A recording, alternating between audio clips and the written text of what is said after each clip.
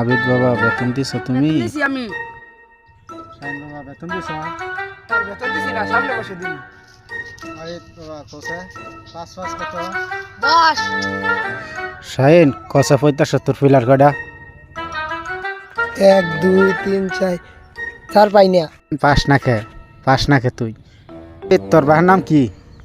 আমার আব্বার নাম আতিকুল ইসলাম। বাস কঠিন কঠিন প্রশ্ন করে কই আবার। শাহিন কেন নানা নাম কসে?